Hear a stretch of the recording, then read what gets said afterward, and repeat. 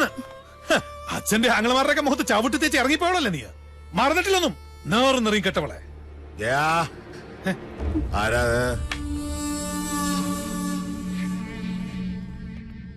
കണ്ടില്ലേ അച്ഛാ? ഇറക്കി ഇവിടെ പിഴച്ചവളെ. എന്താണാവോ വരവിന്റെ ഉദ്ദേശം? ഗുപ്തനും മക്കളും ചത്തു നശിച്ചോന്ന് കണ്ടുറപ്പിക്കാനാ? അപ്പൊ ഉറപ്പാണ് അച്ഛന് എല്ലാം നശിക്കൂന്ന്. അവന്റെ അച്ചിപ്പണി ചെയ്ത് നടക്കുന്ന നീ ഞങ്ങളെ ശപിക്കുന്നോടി. അച്ഛാ, ഈശ്വരനെ കരുതി, എന്നെ കരുതിയിട്ടല്ല, അച്ഛന്റെ ഏട്ടന്മാരുടെയും നന്മയ്ക്ക് വേണ്ടിട്ട് പറയാ. മുഖവുര വേണ്ട. മാധവേട്ടനോട് ചണ്ടയ്ക്ക് നിൽക്കരുത്, എന്റെ ഒരു അപേക്ഷയാണ്. കേട്ടില്ലേ? ഇവള് പറഞ്ഞെന്റെ പൊരുളച്ഛന് മനസ്സിലായില്ലേ? നമ്മുടെ ചോരയ്ക്ക് വേണ്ടി ഇവള് ദാഹിക്കുന്നു. ലക്ഷണം കൊള്ളാം. ആദ്യ യുദ്ധം ചെയ്യാൻ കടവ് കടന്ന് വേളിക്കാരൻ വരുന്നു, പിന്നാലെ സമാധാന ദൂതുമായി സഹധർമ്മിണിയെ പറഞ്ഞയക്കുന്നു. എന്താ ഇതിന്റെയൊക്കെ അർത്ഥം? മക്കളെ, പട്ടാഴിക്ക് ഭയം ബാധിച്ചിരിക്കണോ? മടങ്ങിക്കോളാ, ഇല്ലെങ്കിൽ നിന്റെ ശവം കൊണ്ട് അവന്റെ മുഖത്തേക്ക് വലിച്ചെറിയും. അച്ഛൻ പറഞ്ഞ കേട്ടില്ലേ? ഇറങ്ങിപ്പോടി മൂദേവി. കംസജന്മം എത്ര അനുഭവിച്ചിട്ടും മതിയായിട്ടില്ല അല്ലേ? അതേടി, ഞാൻ കംസൻ തന്നെയാ. ഈ അടിവയറ്റിലൊരു കൃഷ്ണുണ്ണി വളരുന്നുണ്ടെങ്കിലേ വലുതാമ ഇങ്ങോട്ട് പറഞ്ഞു വിട. ഈ ജയൻ ഇവിടെ തന്നെ ഉണ്ടാവും. ബാക്കി അവനോട്. അത്രയും ആയുസ് നിനക്കില്ല ജയ. തൊടില്ല നീ. വഴിതെറ്റിയിട്ടായാൽ പോലും ജീവിതത്തിൽ ഒരിക്കലും ഇനി ഈ മുറ്റത്ത് കാലുകുത്തരുത്. മനസ്സിലായോ? അനന്താ, ഇത്രയും വണ്ടിയിലേക്ക് കൂട്ടിക്കോ.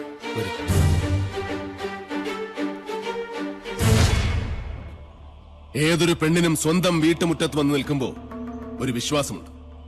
എത്ര വെറുത്താലും അവമാനിച്ചാട്ടി ഇറക്കി വിടില്ല. നിങ്ങളത് തകർത്തു. വെറി പിടിച്ച നിങ്ങളുടെ മനസ്സ് പിതൃസ്ഥാനത്തിന്റെ മഹത്വം മറന്നുപോയിരിക്കുന്നു. സൂക്ഷിച്ചോ ചിത്രഗുപ്ത, നിങ്ങളുടെ കൈവെള്ളയിൽ 1000 രേഖ. സാവിത്രി, ഇവന്റെ നെഞ്ചു വലിച്ചു കീറി ചങ്കെടുത്തെന്റെ മുന്നിൽ വെച്ചു തരൂ, എങ്കിലേ എനിക്ക് തൃപ്തിയാവൂ. പെറ്റ തള്ളയെ വിളിച്ച് നെഞ്ചിലിടിച്ച് ഓരിയിടാൻ ഇനിയും അവസരമുണ്ടാവും. അപ്പ മതി മുക്ര. ഓ, ഇതാണല്ലേ ആ മാതാമഹൻ, കാരണവരുടെ വാടക കൊലയാളി.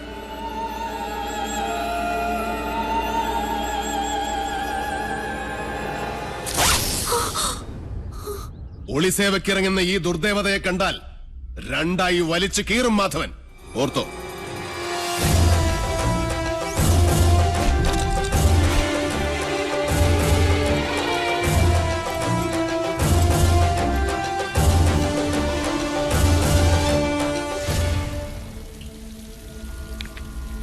മണിയങ്കോട്ടെ കാരണവരും മക്കളും നെല്ലൂർ മനയുടെ കുറെ കരഭൂമി വെട്ടിപ്പിടിച്ച് അനുഭവിക്കുന്നുണ്ട്. അടിച്ചിറക്കണ ആസത്തുകൾ അവിടെ നിന്ന് പടിയിറക്കി നാട് കടത്തണ ജോലി നാളെ തന്നെ അങ്ങോട്ട് തുടങ്ങിയാലോ? നല്ലത്. അത് നാളെ തന്നെ തീർപ്പാക്കണം. വരിക.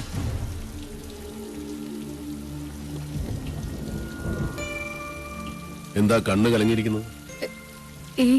ഒന്നുമില്ല, എന്തോ ചെറിയ കരട് കണ്ണിലെ പാറ വീണു, അത്രേ ഉള്ളൂ. എനിക്കറിയാം, തന്റെ കണ്ണിലെ കരട് ഞാനാണിപ്പോ. അയ്യോ, എന്താ ഇങ്ങനെയൊക്കെ പറയണേ? ശത്രു തന്നെയാണ് മാധവൻ. ശത്രുവായാലും മിത്രമായാലും ആക്രമിച്ചു കീഴടക്കുന്നത് എന്റെ സ്വഭാവമാണ്. അച്ഛന്റെയും ആങ്ങളമാരുടെയും ജീവന് വേണ്ടി മിത്ര എന്നോട് യാചിക്കരുത്. വിട്ടുതരില്ല ഒന്നിനെയും ഞാൻ.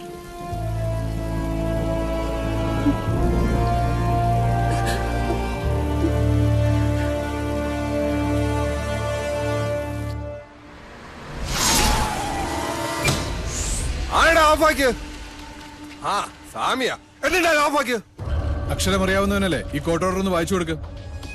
എന്താ ഇത്? നിന്നെയൊക്കെ ഇവിടുന്ന് വലിച്ചിറക്കാനുള്ള കോർട്ട് ഓർഡറാ. ഊട്ടി പൊക്കണം. സ്വയം ഇറങ്ങണോ അതോ കഴുത്തിന് കുത്തി ഇറക്കി വിടണോ? എടാ വാസു, യവന്മാരെടുത്ത് ചീന്തി ചിന്തരടാ.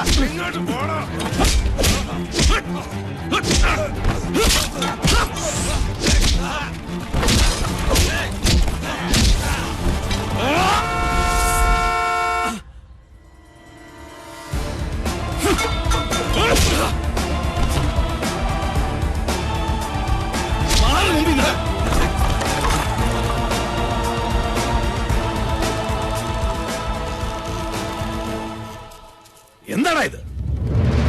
നേരെ വായിച്ചു നോക്ക്. വീഴെറിയണ സ്വാമിമാരുടെ കൈയും കാലും. ചാവണവർക്ക് ഒരൊറ്റ വെട്ടിന് ആവിയും അനക്കവും ഇല്ലാതെ തെക്കോട്ട് നോക്കി കിടക്കണേ. ഇന്ന് മുതൽ തുളസിയുടെ മുതലിൽ നിന്നൊരു പഴുക്കിനെ പോലെ നീ എടുക്കരുത്. എടുത്താൽ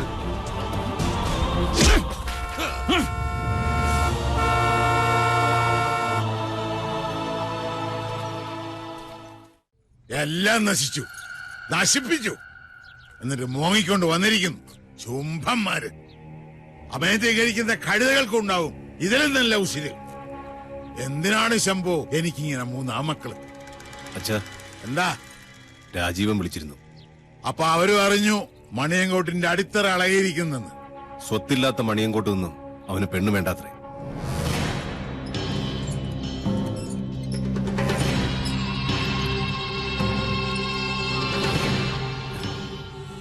എന്റെ സാവിത്രി,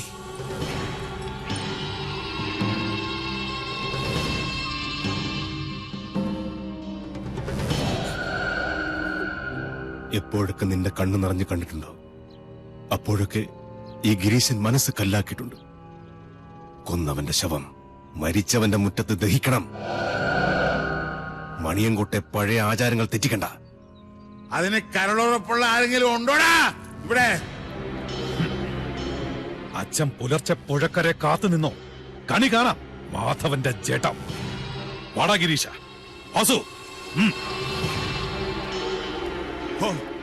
ചെമ്പ്രയിൽ ഇത്തിരി ചോര വീണിട്ട് എത്ര കാലായി. ശുഭമസ്തു. കല്യാണകാരണിയായി സദസായി കല്യാഭിലാഷ സമുദായിനിയായി സിദ്ധിയായി മൂലപ്രകൃതിയായി വർത്തിക്കും അമ്മേ തൊഴുന്നിതാ. സിസ്റ്റേഴ്സ്, ഈ അടുപ്പിൽ പാലുകാച്ചൻ തീരുമാനിച്ചോ? നന്നായി, ഞാൻ ഫയർ എഞ്ചിൻ വിളിച്ചിട്ട് വരാം. ആദികേശവ, ജീവൻ വേണമെങ്കിൽ ഓടിക്കോ. ഉയിര് കിടന്നാൽ നിനക്ക് വായിച്ചെങ്കിലും ജീവിക്കാം.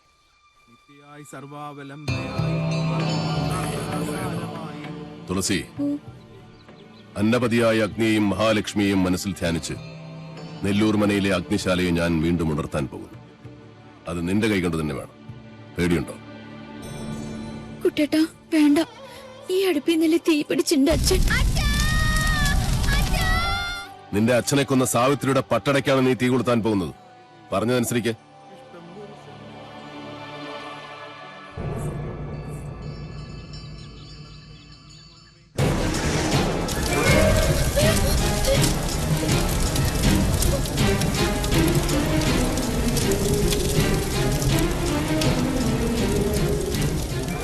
ഏതു തച്ചനും വർജിക്കേണ്ട വായു കോണിലാണ് ഈ വീടിന്റെ അടുക്കള.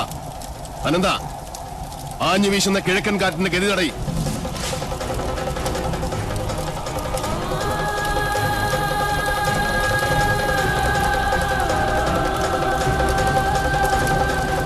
എവിടെ കാട്ടുതീ പോലെ ആളിപ്പടരുന്ന സാവിത്രിയുടെ പ്രതികാരാഗ്നി? എവിടെ ഹരിനാരായണനെ കൊന്ന ശവദാഹികളായ തീനാമ്പുകൾ?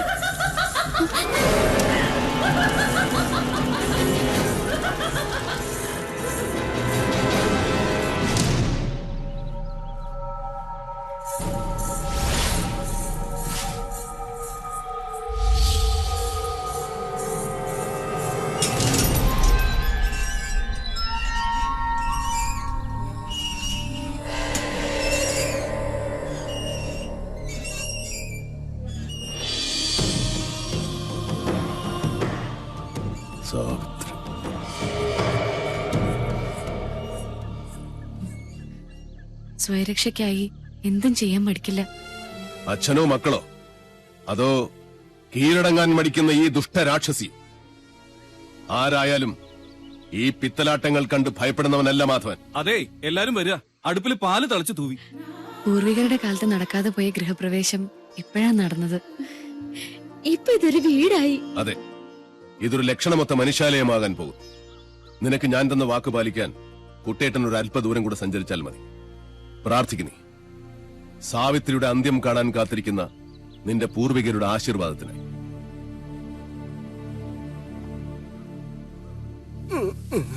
അയ്യോ, ആരാ? എനിക്കും അറിയില്ല. എന്താ പറ്റി? ഞാൻ ഇവിടുന്ന് രക്ഷപ്പെട്ടു ഓടിയതാ. വലിയ കുരുങ്ങി. 8 കാലയുടെ അല്ല, ഇതേതോ 10-28 കാലയുടെ ആണെന്ന് തോന്നുന്നു. നമസ്കാരം, എന്നെ മനസ്സിലാവുന്നില്ലേ? ഭാഗ്യം. യക്ഷിക്കും മനസ്സിലാകാതിരുന്ന മതിയായിരുന്നു. ഇനി ഈ വല മാറ്റണ്ട.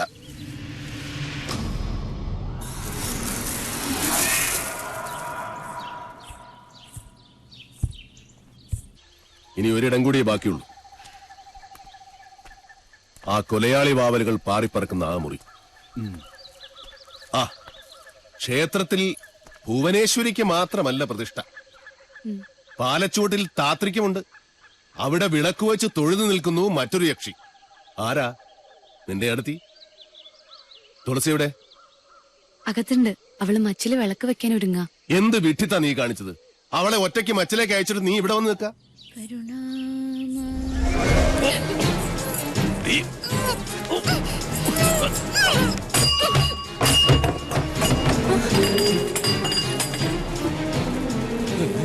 യക്ഷി പിടിച്ച് എല്ലാം കൂടെ ചെന്ന് കയറിക്കോട്. ഇന്ന് ഒരുമിച്ച് കൊലവിളി അടിയന്തരം കൊണ്ടാടാം.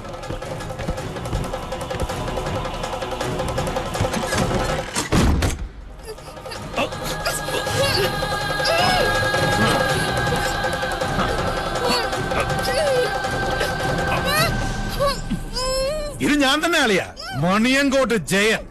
എന്നെയാണ് നിനക്ക് വേണ്ടതെങ്കിൽ ആ സാധുവിനെ വെറുതെ വിട്. മണിയങ്കോട്ടി ജയ. അതെടാ, ആദ്യ ഉഗ്രമൂർത്തിയായ നിന്നെ എനിക്ക് വേണ്ടത്. അത് കഴിഞ്ഞു മതി ഈ പുതിയ നെല്ലൂരമ്മനെ.